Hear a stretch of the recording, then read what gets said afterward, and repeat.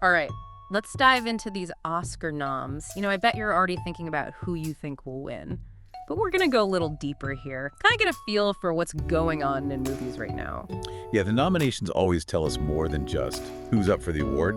They show us what people are into, what stories are being told, even like what's happening in the world, Exactly. And I think this year is a super interesting one. Right off the bat, Emilia Pérez got 13 nominations. That's a record for a movie not in English. It's a Spanish language musical drama, by the way. So what do you think this tells us about the influence of global cinema? Streaming services have definitely helped. They've given people more access to films from around the world. But I think it's also about the stories themselves. People want something new, something different, something that maybe challenges them a bit. And Emilia Pérez, it's a musical, it's got some social commentary. It seems to be giving people that something new they're looking for. Makes sense. And speaking of pushing boundaries, Emilia Pérez has another first. Carla Sofia Gascon is nominated for Best Actress. She's the first openly transgender performer to be nominated in an acting category. Yeah, that's a huge step for representation and inclusivity in Hollywood. For a long time, transgender actors were kind of pushed to the side. They only got offered certain types of roles. But Gascon's nomination for a lead role shows that things are changing. It says a lot about how Hollywood and really society as a whole is understanding gender identity better. And it's not just acting. Flow is a Latvian animated film, and it got nominated for Best Animated Feature and Best International Feature. I saw it at a festival last year. It was so beautiful to look at, and the story was really powerful about connection and loss. I think Flow is a perfect example of how animation isn't just for kids anymore. It can be just as deep and emotional as any live-action movie. And it's great that the Academy's recognizing that, giving it those nominations in two big categories.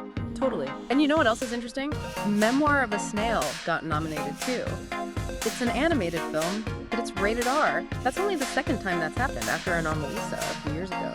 Do you think this means the Academy is starting to see animation differently? I think so, yeah. It seems like they're more open to animation that deals with more grown-up themes. Yeah. For a long time, people thought animation was just for kids. But Memoir of a Snail and films like it are showing that it can be just as thought-provoking and emotional as any other kind of film. Okay, so now let's talk Best Picture. The Brutalist got 10 nominations. It's a drama, and people are saying it's a really intense look at post-war America. Wicked, the musical, also got 10 nominations. It's interesting to see these two totally different films leading the pack. Right, it's like the Academy wants both substance and spectacle. The Brutalist is all about complex characters and social issues. Right. And then Wicked is, it's wicked, Yeah. Big, beautiful, and fun. I think this shows they're trying to recognize all the different ways movies can connect with people. Yeah, some movies make you think and some just make you feel good. But both are important, right? Definitely. And both The Brutalist and Wicked have some amazing acting in them. Speaking of actors, there are some big names in the running this year. Adrian Brody got nominated for The Brutalist, and he already has an Oscar, remember? And Timothée Chalamet is up for his role as Bob Dylan in A Complete Unknown. Oh, wow. Playing Bob Dylan. That's got to be tough. Right. He's such an icon, so much more than just a musician. I know. How do you even capture that? And then there's Fernanda Torres, nominated for I'm Still Here. I read that she's following in her mother's footsteps. Her mom was also nominated for an Oscar. Oh, wow. That's amazing. Yeah. Her mother was a huge star in Brazil. She was known for playing really strong women. Yeah. It's inspiring to see Torres carrying on that tradition. It really is. Okay, so we've talked about a lot of great stuff. But now let's talk about the snubs. There are always a few, right? And this year is no different. Yeah, the snubs, always a hot topic. Exactly. So let's start with Challengers. That movie seemed like it was guaranteed to get a bunch of nominations. The cast is incredible. So what happened? Well, it's interesting. Challengers had a lot of buzz at first, but maybe it just didn't quite fit with what the Academy is looking for now.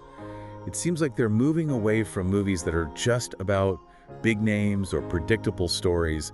They want something more, something that feels different, something that pushes boundaries. So you think maybe Challengers was a little too, safe? Maybe. Or maybe it just didn't connect with the voters emotionally. You have to remember, the Academy is made up of a lot of different people with different tastes. What one person loves, another might not care for. That's true. But what about the acting snubs? Nicole Kidman and Angelina Jolie didn't get nominated, and they're both Oscar winners. They were both in movies that seemed contenders. The acting categories are always really tough. There are so many talented people. Maybe Kidman and Jolie maybe they just had some really tough competition this year. You're saying there were other performances that the voters just connected with more. Yeah, exactly. It's not that Kidman and Jolie aren't great actresses, of course. It's just that the talent this year is really incredible. I get it. Okay, so we've talked about global cinema and representation and how the Academy's tastes might be changing. But one movie keeps coming up, Emilia Pérez. It's breaking records, it's making history, and everyone's talking about it. What do you think it is about this film that's captured everyone's attention? Well, it seems to be doing everything right at the right time. It's got global appeal, it's got diverse representation, and it's a story that's both entertaining and thought-provoking. And it's a musical. People love musicals. They do.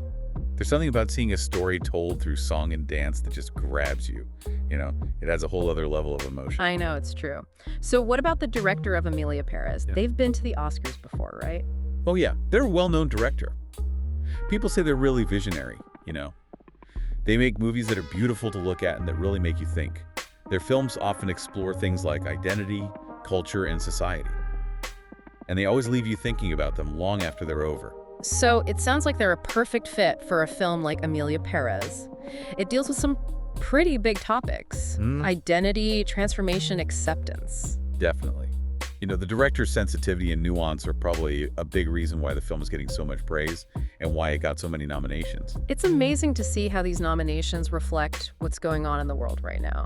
It's like the Oscars are finally catching up to the conversations people are having about representation, inclusivity, and the need for different voices to be heard. I think you're right.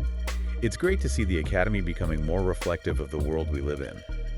It tells filmmakers and audiences that everyone's stories matter, no matter what language they speak, where they come from, or who they are. That's so important. But before we get too carried away, let's go back to those snubs for a minute. I'm still surprised about challengers. What do you think that film needed to do to get some nominations? That's a good question. Maybe challengers needed a more unique story. It's a well-made film, and the acting is good, but maybe it just didn't have enough depth or originality to really stand out to the Academy voters. So it needed something to make it really special, something to set it apart. Exactly. It needed to offer something new, something unexpected. I see what you mean. It's not enough to just have a good story and good actors. You need to have a unique voice, a point of view that makes you different. Exactly. And that's what we're seeing in so many of the nominated films this year. They're not just telling stories, they're challenging the way we think about things, they're surprising us, and they're starting important conversations. That's a great way to put it. Well, on that note, let's talk about some of the other films and performances that people are excited about. I'm really happy to see Flow getting so much recognition. It's not often that an animated film gets nominated for both Best Animated Feature and Best International Feature. It really is special. Flow shows how powerful animation can be. It can cross cultural boundaries and connect with people all over the world. The visuals are incredible, and the themes of loss, grief, and resilience are really moving. And it's a reminder that animation isn't just for kids. It can tell complex and emotional stories just as well as live-action films. Absolutely. And Memoir of a Snail is another great example of that. It's rated R, it deals with some mature themes, and it's definitely getting people talking. I heard it described as a kind of surreal and philosophical look at identity and memory. It sounds like a film that's not afraid to challenge its audience. It is. It's a bold and ambitious film that really shows how animation is evolving. Filmmakers are using animation to explore all sorts of complex and interesting themes. It's exciting to see animation breaking free from the old ways of storytelling. It's pushing the boundaries of what's possible. It really is. It shows how creative and talented animators are all over the world. You know, as we're talking about all these nominations, I'm really struck by how much change is happening in the film industry right now. Me too. It feels like things are really shifting. Like the old ways are fading, and new voices and new perspectives are emerging. It's like a rebirth, a burst of creativity driven by this new awareness of representation and inclusivity. That's a great way to put it, and I hope it continues. Me too. So, with all this talk of change, what's the big question you think people should be asking themselves as we get closer to the Oscars? Well, the question that keeps coming back to me is this. Are these nominations a sign of real change in Hollywood? Or are they just a temporary thing? Are things really changing in terms of how stories are told and who gets to tell them? Or is this just a blip on the radar? That's a great question, and I don't think we can know the answer for sure just yet. But these nominations definitely give us some hope. They suggest that maybe, just maybe, the industry is starting to understand the power of diverse voices and stories. Yeah, it's a really important question. And a tough one to answer. But hey, at least it's a step in the right direction, right? Absolutely. So, as we get closer to the actual ceremony, what are you most interested in seeing? I'm really curious to see what happens with Emilia Pérez. Do you think it'll win everything? Some people are saying it will. Or will the Academy give awards to other movies too? And if Emilia Pérez does win big, what will that mean for the industry? That's a good point. If Emilia Pérez wins a ton of awards, it would definitely send a strong message. It would show that the Academy is serious about recognizing films from all over the world and stories from all kinds of people. Right. It would be like saying, hey, a great movie is a great movie no matter where it comes from or who made it. Exactly. And let's not forget about Carla Sofia Gascon. If she wins, it would be huge. Not just for transgender people, but for everyone who's ever felt like they don't belong in Hollywood. I know. It would be a really powerful moment. It would show that transgender talent is finally being recognized and celebrated. Be amazing. And it would be a testament to Gascon's talent and hard work. It's inspiring to see someone break down barriers like that. It really is. Speaking of breaking barriers, I'm also excited to see what happens with the animated films. Flow and Memoir of a Snail are both really different from the usual animated movies. If they win, it could encourage other animators to try new things and tell more complex stories. I hope so. It would be great for animation in general. It would show that animation can be just as powerful and moving as any other kind of film. Exactly. It would tell studios and audiences that animation isn't just for kids anymore. It's for everyone.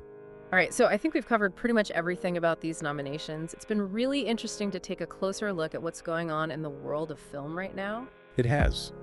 I always enjoy talking about this stuff with you. Me too.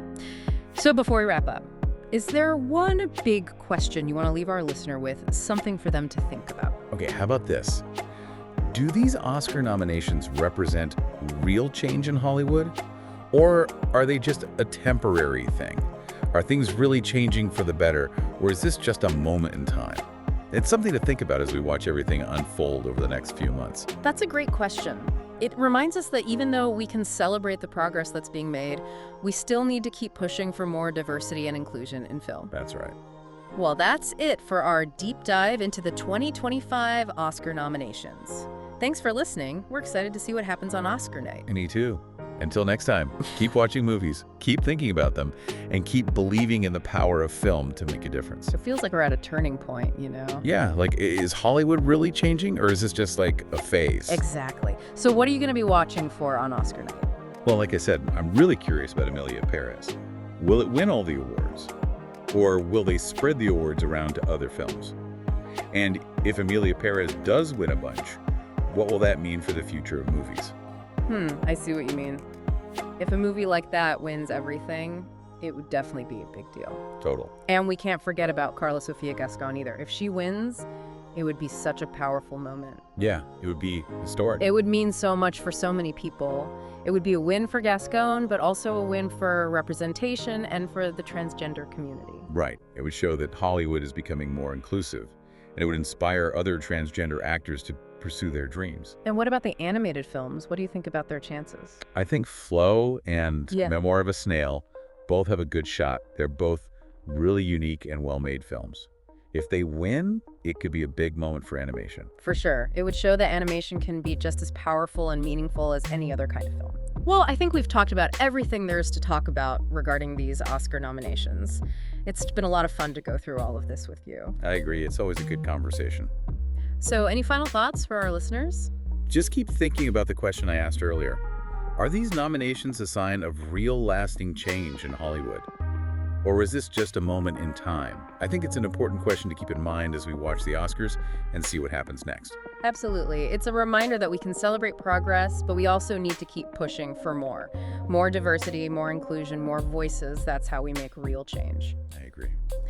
Well, that's it for our deep dive into the 2025 Oscar nominations. Thank you so much for listening. It's been a pleasure. And don't forget to tune in to the Oscars to see who wins. We'll be back soon with another deep dive into something awesome. We will. Until then, take care and keep watching those great movies.